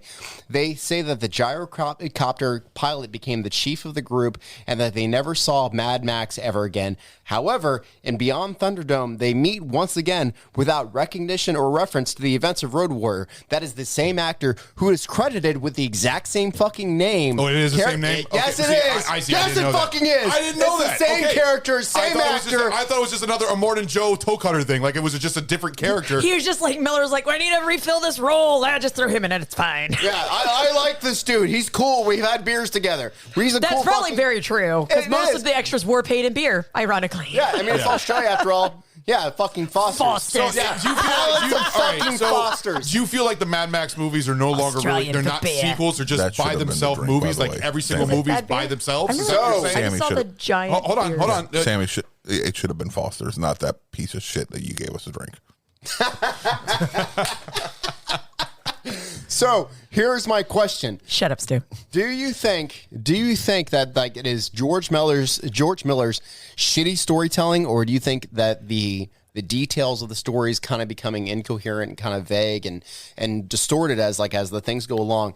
Do you think that it is George Miller's shitty storytelling, or do you think it is Mad Max's slow fucking descent into madness? No, yeah, I believe you. It's shitty storytelling because really a lot of the Mad Max movies do not have really good stories. They're more for the special effects and the eye candy of them. That's actually what they are for. I mean, I thought the first one was a good story, but that's the very first movie, so you can't even relate to that one. You just relate to the other three. But the fact is, the movies are eye candy. They're just for visual excitement, just to see the stunts happening, all the the costume, the music, and all that. It's not for the story. So Ron, you're a fan of assless chaps? Is that what you're trying to tell me now? No, once did I say that? What the fuck? I mean, you were talking about the wardrobe and the costumes. You said eye candy. No, I'm There's just saying literally that- a dude in a fucking mask wearing fucking leather bound. We know how much you like Jason. Rob Halford fucking outfit. I thought that was pretty cool. We know how much you like Jason. You're so perverted.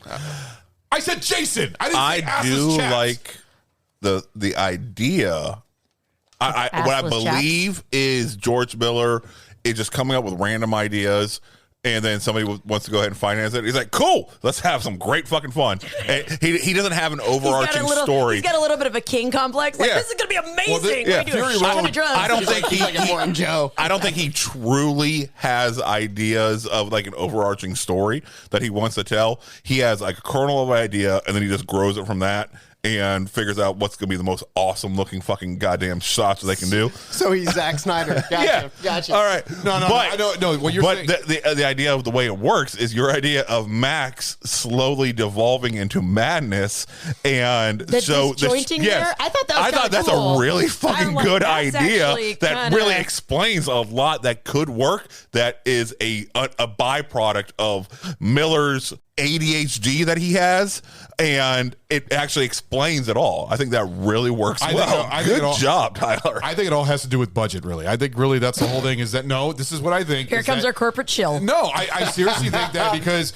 in the first one, Damn, what did Kevin Smith it only do? cost $400,000 to make the first movie. And then in the Road Warrior, he got more money. He was like, oh, I got more money so I can do the things that I didn't get to do in the first Thunderdome, he got even more money, and he fucked it up by putting Tina Turner in it. But the only reason I got more money is to get that PG-13 rating. And Tina Turner. To go out to a wider audience, yes. But the thing is, Fury Road had the highest budget, but you have to admit, Fury Road was visually stunning. It was amazing. Were amazing. The fact that they were all practical, there was barely any CGI in the film. No. I once again, I think it's a beautiful film. I think it's amazingly shot. The scenes are just perfection when it comes to the stunts. It really is, and it keeps you on the edge of your seat and your heart pounding the entire fucking film. Wonderful. High-octane blood in your veins. Well, once again, I think that he just has ideas of some really cool looking shit and then tries to figure out, how am I going to make a story out of this? He pictured a Morton Joe, like what that character looked like in his head. He's like, that's a really fucking cool idea. What am I going to do with him? Instead of coming up with a story and then figure out how that person's going to look, he's like, no, this really weird old dude who's like ripped and got a weird fucking plastic goddamn breastplate and a mask. How am I going to fucking make a story about him? All right. Well, and it is kind of fascinating to think maybe that was like the writing process. I think that's how Miller probably creates, is he comes up with amazing visuals and then figures out, how am I going to tell a story? Yeah. Shrooms and acid. Yeah.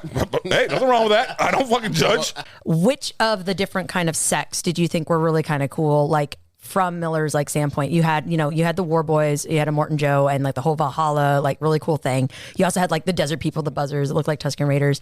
You had, Bullet City and like, or Bullet I love Town. the fact that they all had their own aesthetic.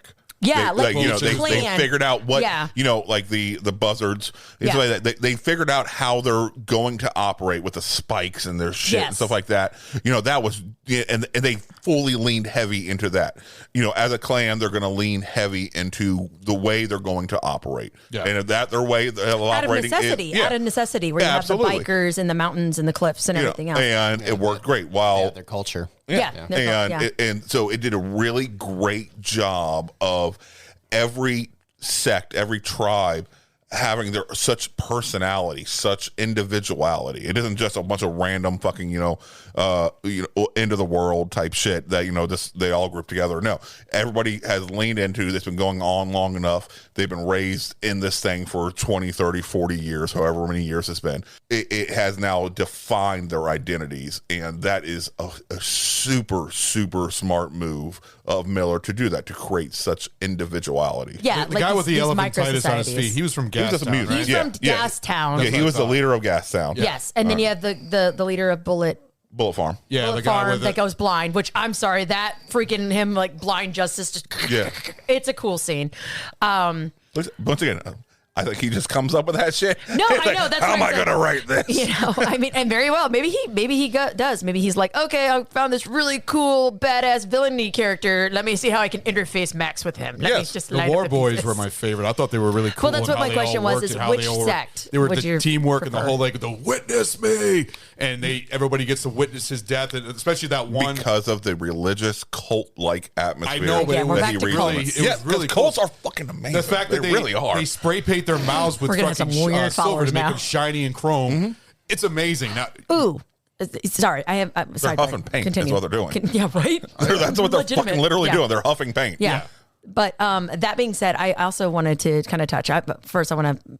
I'm sorry. Continue. Your War Boys, go. No, I was just saying how that I enjoyed the War Boys, the way that they looked and their whole cult status, the religion and everything, and how they were a big, it was a huge teamwork on all of them, how they worked together and stuff That's like that. That's how Tyranny runs. Yeah, no, I thought it was really cool how they did that. It's a war party. Yeah. I don't think I have a choice. No, they're groomed. We can play this game right now about what would you identify with, or which group would you join? I don't think they really had a choice because there's a moment where they said that the War Boys they had a half-life. Yeah. And and Nux had cancer. Yeah. He had Larry and Barry on his shoulder that he said were choking his windpipe. Yes. And and I think that when you're expectant to die, Like that's the reason why you're recruited as a war boys because they're basically kamikazes, right? And kamikrazes. Kamikrazes is the fuck term. yeah, I love that. I Kamikaze. fucking love that. I really like the war boy that was with Furiosa in the beginning until that was crawling over. Hey, where are we going? The one that's boss, where are we going? You're talking about the one that was yelling with the really strong Australian I liked him a lot. Cool. I don't know what it was about him that I was like, man, I really hope this motherfucker lives. No, he was just like on the side of the war ring, just hanging out and just doing whatever they needed to do. I fucking love that. But continue. Yeah, no, so they're recruited into being war boys because they have nothing else to lose. They're going to die anyways. Right. So I really don't think you have much of a choice about what sect of Immortan Joe's world you would fall into because I think you were chosen for it. Yeah, I was going to say, and I think that's the thing. And again, going into almost the harvesting of resources, we've gotten to the point where they're harvesting humans. Yeah. Like conscription, just like Furiosa was. Exactly. Like they're just property. They're as the wives call it, our children will not be fodder for your war machine. Right. Yep. And that's why they're standing up against it. So Stu, of this certain sects, which ones did you think were particularly cool? I really love the war boys just because the fact that you're getting people to buy into so much of the drinking the fucking Kool-Aid of the religion that Immortan Joe is spouting, and it makes sense for Immortan Joe to praise. That would be the sound of a punishment shot. What in the great googly moogly was that? Well, it's from Blade Runner. Ron. Your phone fucking Bluetooth in the system? Yeah, I forgot to take it off. Hey, Ron, now that you have a brand spanking new bottle of Screwball, let's go ahead and pop that top. Seriously? If it's your own fault, you shot yourself in the foot. All right, so Stu, please tell us which faction you're all about in this. Okay, so I really, really dig the War Boys. Just the fact it makes complete sense for Immortan Joe to have religious zealots willing to die for him. Makes 100% sense, and it makes sense if they have cancer and shit like that, and they already know they're going to die. To give them something to die for, makes purpose. Yeah, it makes complete sense. Purpose. But then the buzzards, what they've developed, with those rusty fucking spikes that are drawn on their fucking vehicles, which is genius. It really is, especially if one of your enemies are the war boys and the style of the war boys fight, jumping onto vehicles, using those fucking goddamn, fucking, I don't even know what they call those sticks that they fucking, bounce back and forth. The polecats. Yes. With the ones with a little, the explosive device on the end? Yeah. Explosive device. Freaking chainsaw dudes on them. It just makes sense to have those giant fucking metal fucking spikes to protect your occupants, and then leaning heavily into that aesthetic. Yeah. Like I said, I can't pick out one, but if I did, it's probably going to be the War Boys, just because of the religious cult aspect, that it makes so much sense. Well, and they got the most screen time too, so you got more invested in them than any of the other factions. Yeah, like the other ones could have their own religious fucking sects that I don't know about, shit like that. But so if they got developed more, I would maybe like them more. But just because of the religious cult aspect, I really dig the War. And you loved the character Nux. You thought that he was a pretty good character. Yeah. Yes, I 100% was siding with him in every decision that he made. It made perfect sense for everything that he chose to do. I like the one that was actually became Nux's Lancer, because Nux was Slit. Was a Slit? His name's Slit. Yeah, no, I thought he was pretty cool. I thought he was with his freaking metal. Yeah, it reminded me of Heath Ledger's Joker, because of the whole thing up on his lips and everything. I thought that was really cool. Got these scars. Yeah. Why so serious? But I mean, that would make sense too. And if he got injured during a battle and shit like that, they're just going to take basically staples. Yeah. And there you go. Which this is actually perfect segue, because I want to get into some of the road Fury Road vernacular and honestly kind of the vernacular of and the speech and the words in Mad Max and all of the things like the language. Guzzling. Yes, guzzling. Like these really cool terms. Mediocre. Everything mediocre. No. Remember, I love that they call doctors organic mechanics.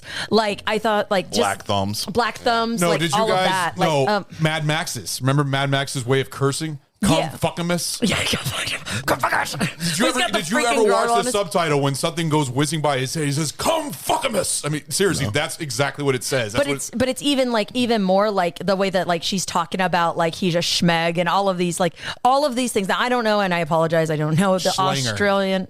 No, he says that he enjoys. I do know some of a those mouthful of Schlanger. I recognize as Aussie slang. Well, and that's the thing. So I preface this with I wonder what it means. But no. I'm curious what you guys felt about like the language that's kind of evolved throughout this apocalyptic kind of thing. Like, I thought it was really, really cool. And again, like as watching it, I just thought it was one of those really cool organic-y things. But also, that being said, I think the dichotomy that you have where everything's like shiny and chrome, like under Immortan Joe and this almost like worship the machine, but yet they have the crops and the water and these life-giving organic things that are so rare. So like, what are your thoughts about like that, dynamic contrast between like almost worshiping the machine, but also like keeping holy the organic and that like contrast throughout the film? I thought they did well. Immortan Joe, knowing that there's only a certain amount of resources. Exactly. Yeah. So he'd want them to be more focused on the manufacturing, the things that they could actually have direct control over, hence the machine, and but making yet that his precious to become gifts the holy. and his treasures are the wives, these young, viable, healthy because women. that would also milk. then feed what is needed, which to feed the machine, which is people. Well, no. But I don't think that. I think what he was looking for was the perfect heir. Yes. Yes, to rule said war machine, but then meanwhile you have. But the they also mechanical- wasn't it spray painted. Our children will not be warlords. Yeah, won't be warlords, won't be fodder for the war machine. Yes. But that's what I'm saying. So they recognize that most of the children that are being born out of them are just going to be war boys. They're just the gonna war be, pups. Yeah, the war that's pups. what they're going to be. How is the big It's going to be news? super rare to have a non-mutant. I know, but isn't that kind of like that's what I'm saying? Like, so you have Immortan Joe who's basically put himself at the he would head like. of this. Yeah, he would want an heir. Yeah. Absolutely, because especially with how old he's portrayed to be. He would definitely want an heir, but they still need those war pups. They still need that constant fodder to feed the machine. But I don't think that the wives' children would have gone into the machine. We don't know how many children they've had prior to this. Well, no. But I'm saying because you have Rictus and you have the little dwarf guy, and neither of them were war pups. But that's they were given the heirs. But you don't know what the other, because the war pups, they don't have any obvious mutations also. So it may be ones that are just riddled with fucking cancer and shit like that. Yeah. And so The disease. like Rictus is not going to be, obviously worth a fuck as a war pup, right? With his oxygen tanks on his back. Exactly. The gasoline dude isn't going to be worth a fuck as a war pup. All right. Real quick, I love that dude's name. His name is Rictus. Rictus. That's a hard dick. Once right you there. get a hard enough mutation, then you can't be a war pup. You're just not. How hard? Extremely hard. And then you had what's his name, the big burly motherfucker with the rubber stretched around his face. That was Rictus. That was Rictus. Which one was the little baby? I don't know. Not baby, but the dwarf weird one. mutant, I don't remember dwarf one. that one. But Okay, like, so no, Rictus Rictus is the one I was talking about. he was basically like the top of the war pups, the war dogs. All right, He would be like a general. Yeah, that's what he was. But he was, because he didn't have any real obvious mutations. Yes, he did. He had oxygen tanks. Like he literally gets beat the crap by Max with an oxygen tank from his own back. Are we sure it's an oxygen tank? Are we sure he's just not directly huffing the fucking goddamn paint? Well, guzzling. All right. Guzzling is for every meal. So the fact that he was functional as a war dog, and he was basically the leader of the war dogs. He was their, basically their Well, general. he would have been the heir, ideally, for a Morton Joe. So that just shows you if they're less mutated, then they can actually be a member of the Wars. But we don't know. He could have also been riddled with fucking cancer, but he just happened to be fucking huge also. There was a lot going on there. But again, so Tyler, I'm curious, what do you think of that, like that drastic like polar opposite of the machine versus like, you know, the organic? I mean, so aside from this film being absolute like feminist propaganda, there we go again. Excuse me. No, like there's actually a shit ton of testosterone in this film, like because you have the glorification of machines and apparatus and fucking gizmos and everything like that. A lot of dudes are obsessed with, myself included. And then but you have underneath of all that, the things that are truly, truly important in your life. And that's the women in your life that provide life for the future and future generations. Like those are the true treasures underneath of all that bullshit. Mm-hmm. No, and I think it's really cool. Like for me, when I was watching it again, I thought that was really, really cool. Cause again, you do have this very contrasting thing, but yet it all makes sense. And again, you want to say there's no plot or whatever, but I disagree because I feel like there is a plot. It's a sweet. I actually would love to see. I would love to see a whole backstory of a Morton Joe to his rise of power, to see exactly how he became. That'll be Mad Max with Morton Joe. No, we already saw that. It's Mad Max. It's Toe Cutter. Yes, he gets hit by a fucking truck, and then he rises to power out of the dust. That's like a fucking phoenix and becomes Morton Joe, shiny and chrome. Hey, no, you gotta work. The ass says gasoline and napalm. Yeah. All right. So real quick. So the gimpy dude was Corpus Colossus, played by Quentin Kenahan. I've seen him in I another would movie not before. have thought the name Colossus. Fuck yeah. No, I love it. I fucking love it works though. That's awesome. Yes. I thought that was the dude from Carnival, honestly. It might have been. No, it's not the dude from Carnival. No. That's a HBO show about freaks and circus freaks and stuff like that. It's actually a pretty decent show that was on. It only lasted 2 seasons, but it was something like Twin Peaks in a way. So, Ron, we know that you're chomping at the bit, being the residential score whore.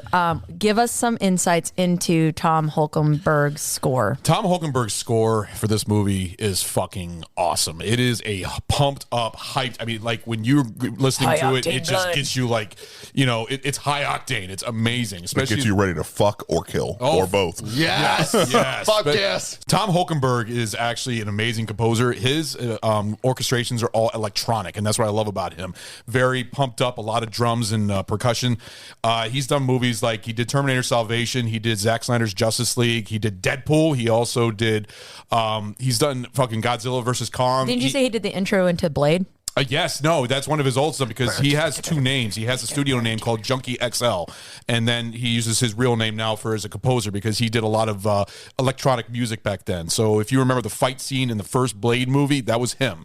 He made that. So with a high beat, techno theme, basically. But overall, are you talking about the music in the Blood Club? Not the club. No, I'm talking about the first fight scene when he's killing all the vampires in the Blood Club. Yeah, it was in the Blood Club. But there's 2 different music. There's I know what he's talking about. It's that one. Yeah. So that one, even if you're not a vampire, you're like, yes, blood from the ceilings. Yes, that one.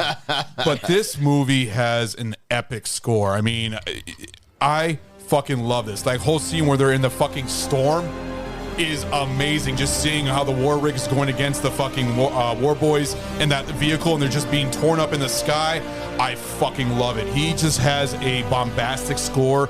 It's amazing. To me, he's the next bombastic. Yes! He's fantastic. Oh, I'm sorry. Every ounce of me not to. He's the next Hans Zimmer in my opinion. That's what I feel like. I've actually owned most of his scores, and I love him. So, how do you guys feel of this score, though? How do you feel like this score was? The whole change. It was great. It was fucking great. Yeah. I loved it. Did it feel pumped? That's what it. Yeah. Well, I love that. That's why I said you're either gonna fuck or you're gonna kill when you're listening to this fucking music. All right. Yeah. But I love how tribal it is. Just the drums. Oh no! And then you got the freaking guy that's blind. And he's like the guy with the fucking guitar. Wasn't his name like amazing. Donk or some shit like that? No, the Doof Warrior. Doof Warrior. Thank you. Yes. Thank you. Warrior. Yes. Even when his crap gets ripped off and he's blind, he's like, ah! Like, No, but he's still playing it. And His it's fucking feet are just bouncing moving around. Like, yeah! No, but that thing, he gets hit by Mad Max's character, and he doesn't even care. He's still playing that guitar. Because that's his fucking job. Yeah, all right. No, but you also We're see that, going in with But I two. don't just love that. I love the back of the vehicle where you just see the guys banging on the drums. Yeah, That is they're- fucking awesome. And can you imagine being cast as the fucking that guitarist or something like that, trying to have that explain to you what role you're going to play? You're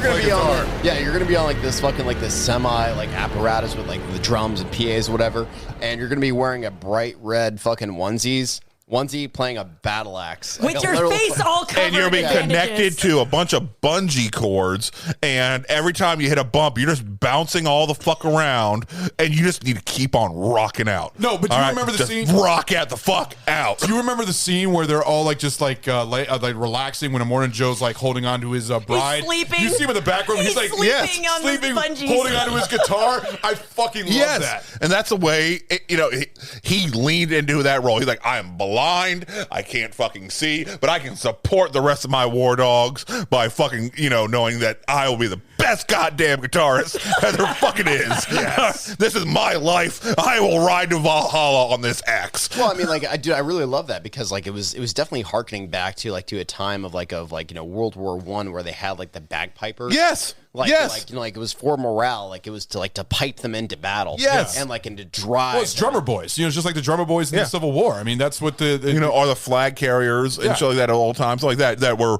I'm sorry, the flag continuously moving on.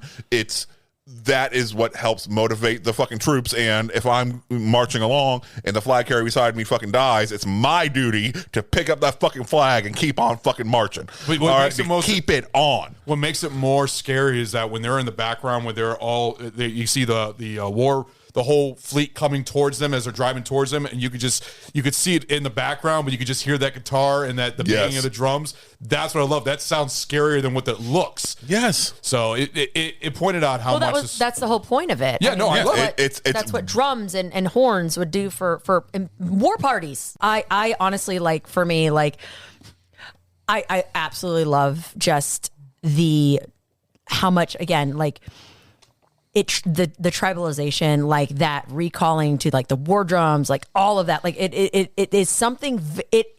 Even it's to this day, basis of our humanity. In 2021, it still touches on a super primal root where you're like, like I can get behind it. And I think that when you're in a position to exact that much of like a feeling from Score, it really shows how well and how like phenomenal he did in this. Yeah. And then you have it, like you were mentioning, like the scene where like you see the war party going into this freaking wall of like freaking oblivion in this storm, and then you go into it and it's like and then they go in there and it goes so pretty. You see the war party, they're getting picked up by a tornado, they're like, we're going out in glory, but it's like, it's so like engrossing on so many levels. I'm so grateful that we got to see it in IMAX with like 3D and everything, because it just shook you on so many levels. It is such a phenomenal score. Yeah, no, I agree. I fucking love, and I love Tom Holkenberg. I thought he's very creative in what he's done. Like I said, his other scores that I've listened to have been great, and I'm looking forward to his future movies that he's going to be doing. I have a whole new appreciation. Did any of you guys get a chance to watch this, the black and chrome edition? Yes. I've seen the black and white. Yes. I didn't So even know good. there was a fucking black and chrome condition or edition. Sorry, A lot of directors are doing black that and now. chrome edition. It's so fucking beautiful. It is. So No, fucking it's really beautiful. cool. Here's my understanding of it. So I haven't watched it, but as I understand, it's basically like it's basically like the fucking like the Justice League black and white or whatever, like where they're trying to parade it around as Zack Snyder's edition, but it's fucking not. Like they're trying to make they try to put out the movie as like as black and white. However, there's so much like red and orange in this movie and yellow that I kind of feel like that by putting it black and white, you're losing something. So please fill me in, sir. Okay, so the sharpness that the black and white is able to give you, that economy, the grayscale, everything works so fucking well. I literally just watched, prior to the podcast, I watched, the original version, and then I immediately watched back to back the black and chrome one, just from an artistic eye, and it allowed me to pick up some of the a lot of the choices of the finer details on a lot of the costumes, a lot of the, the machines, it focuses on, because your eyes no longer, saturated by these fucking beautiful colors and shit like that. You're no longer saturated. You're able to focus on the fine details that were being done. And it feels like you're watching an old war documentary or some shit like that, where you're only focusing on what is going on. Exactly. Well, black and white shows a lot more, actually, when you think about it. Just like when crime photos are made, they're always done in black and white because you see a lot more. A lot of movies have actually taken that, because before that, The Mist also did a black and white version, which actually is better in my opinion. But I think they did that in order to not to heighten up the artistic aspect, but to give you a throwback to old horror movies. Yeah, well, see, that's what their choice in there. You don't think that's the way they did that for this? No, you thought it was more. No, this one I think this was purely for art. Yeah, this one was purely artistic, and I think it worked really fucking well. I do understand what you're saying about the Zack Snyder's Justice League, the black and white one, and. Yes, I did watch it. I'm not going to lie. Well, there was a reason why Zack Snyder did it. He did it because when he had the copy on his computer before he released his cut, it was all in black and white, and he's watched it so many times in black and white that he actually, it actually looks better than that. So that's the reason why he released it that way. But I mean, there's one scene that I noticed, like it was the scene in the Quagmire, and they had like the bullet farmer. Yes. And it was mostly like with this blue filter, and like almost everything was kind of like blue and black. But for whatever reason, like the Doof Warrior in the background was like this bright red and just kind of popped, almost like a Frank Miller, like Sin City kind of thing, and like it just fucking worked. And so to imagine this film without color, it just seems like a huge injustice to me. There are certain scenes where it doesn't serve, like that scene right there, like basically the entire scene where they're in the nighttime, they're stuck in the quagmire. It does not work nearly as well as the most of the other movie, where you're in that bright, harsh sunlight and shit like that. You're not getting you're getting everything so saturated by that sunlight and all the other colors that the black and white actually allows you to see much finer details and feel all the I don't even know how to say it. The people, you're having more like in tune to the, like you said, the fine details. Your eye is, like you said, it's not being super saturated with color, so therefore it lets you see things sharper and see more textures and see more like, almost like, I know this is going to sound super weird, but almost like when you do that, when you can see that level of detail and that level of texture, you can almost like feel it. Like it makes it like a different kind of experience. Almost like you're feeling that third dimension. Yeah. So your preferred way of watching it is the black and white. No. But I do severely appreciate. Okay. If you have never seen it, if you've never seen the film, watch it in the original. No. See, I've watched it in both, and I actually enjoyed it in both colors. Yeah.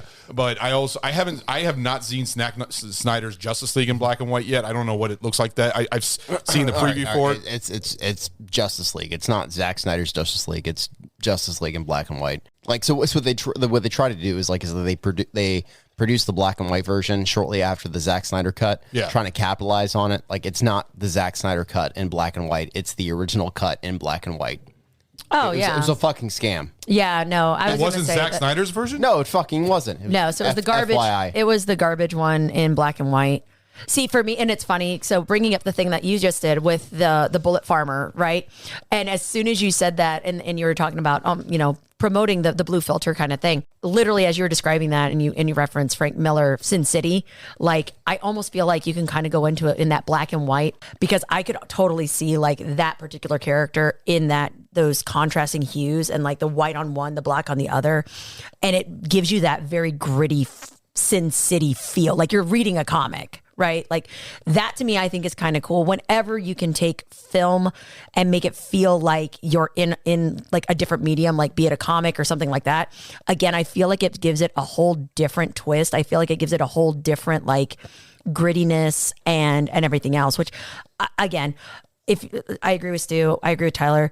I think that with the color contrast and the palette that they use for this film, and how much it is eye candy, it's been said a bazillion times, but it really is cool to then flip it and watch it in the chrome or black and chrome or whatever it's called edition, because it really is, it's a different kind of viewing experience. And I think that it is a black and white version done well. So if you can kind of go into it with that mindset, not that it's a crap situation, I think you could possibly appreciate it more. All right, so it might sound like I really fucking hated on this film a lot, but like the final chase scene in this movie is classic Mad Max, and I fucking love it. And it's kind of a redeeming factor of this movie. The last 30 minutes, like I love the dudes like spitting the fucking alcohol into the intake of the engines to make them go faster. Yeah. I love the explosions. I love the chainsaw to the fucking chest. Oh my god, dude, it's so fucking great. And like, and the people being run over, it's like I said, man, it's fucking great. It's amazing, dude. It's so fucking good. It's fucking perfection. It's No, top 5 for me. To me, it is fucking just it's visually eye candy right there. There's that word again. That's what if it is. you're playing the at-home BAF drinking game for eye candy, you are now dead. Especially the scene when Mad Max goes into the what's the big dude with the humongous feet? What's his name? Gastown. When he starts getting into his vehicle, starts driving, and then he uses him as basically like a shield to be shot up at. Yeah. I thought that was fucking great. And those guys on those fucking poles that are swinging, called polecats. That was all actually done. That's what I love about it. There was no CGI in that scene. No, actually, the only CGI really was for shots of Furiosa's arm. That was really it. Otherwise, it's all practical effects. And also some of the color palettes were some of the CGI, especially the part where she's sitting there out in the sand and she gets on her knees when she cries out. There's a little bit of CGI in that part. And also the scene with those, what were those things that were out in that swampland that were like on stilts? There were people. I don't know what they're called, but there were stilt walkers to me. There's some CGI. They even looked like crows. Like I thought that was really kind of cool. But very, that whole plague death doctor kind of look. And that whole scene at the end, right? Fuck yeah. That scene at the war rig when it went crashing into that canyon and it went twisting. That was actually filmed. It was one where take. Nux is like, "Witness me" to the redhead. Yes, that scene was freaking buys the farm. Awesome. It was awesome. Fucking awesome to watch. It's visually stunning. Seriously. It made me very happy. Yeah, no, it's fucking amazing. For as superficial as a lot of like these films can be, there are some pretty heavy moments, and they ask some good questions. Like I said at the end of Mad Max, it's kind of ambiguous as to whether or not it's really a happy ending or not. Yeah. There's a couple scenes in this film where you're not really sure how to feel about it. Like for example, in the vault back of the Citadel, they had spray painted on the wall, or written to the wall, who killed the world. And there's a moment where Nux is explaining his allegiance to Immortan Joe, and it said to him who killed the world. I believe it was Splendid that said this, who killed the world. And it's you can kind of almost interpret it as soldiers who blindly followed orders. Like the Nazis, who killed the world or whatever, and it's it begs some questions, should you be like a follower, or should you be like a leader? Should you question authority, whatever, even at the risk of your own health and safety? Yeah. Is it worth your humanness, your humanity? And I will say that they do have protections in the military. Most of the time, if you're a soldier, you don't follow orders, you're fucked. All right, plain and simple. But they do have rules where there's overarching guidelines. Whether Geneva Convention or other, treaties and stuff like that, that basically have done stuff. So let's say, Ron, you're my general, and you command me to go and shoot fucking Tyler in the face as an unarmed civilian. That is not a lawful order. So I can say, no, I'm not fucking following that, because that's not right. That is not what we should be doing. And I am protected, because they don't want people to use the excuse like the Nazis did, where, I was just following orders. Yeah. So, you're not, you're guilty of these fucking war crimes. Yes, you fucking are. Yes, you are, because these are not lawful orders. They are not legal. It doesn't matter what you did. You, as a human, have a fucking choice. Yeah. And we all have the same basic moral compass, and it gives you protections for that. So that's good that you brought that up, that Nux has to question what he's doing. Well, and again, I think it is that, reclaiming of humanity and realizing that, at the end of the day, all we can do is better ourselves. Yes. And to make our choices and hopefully, come out of things. And it's shitty, it's scary and everything else. But at the end of the day, if you're able to be on your own moral compass and doing what you know is right, it's really, really good.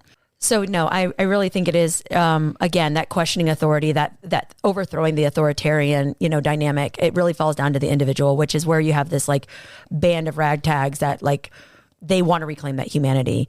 And I think that by Nux, by everything, that giving up that sacrifice, realizing even though I'm a half-life war boy, is a really, really cool thing. It's that redeeming. It's that what makes us human. Yeah.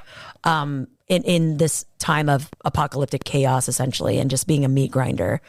So I think that was a really, really, really cool point. The other question this movie asks, like, is it kind of reminded me of Ben Franklin's quote about those who would give up essential liberty to purchase a temporary safety deserve neither liberty nor safety.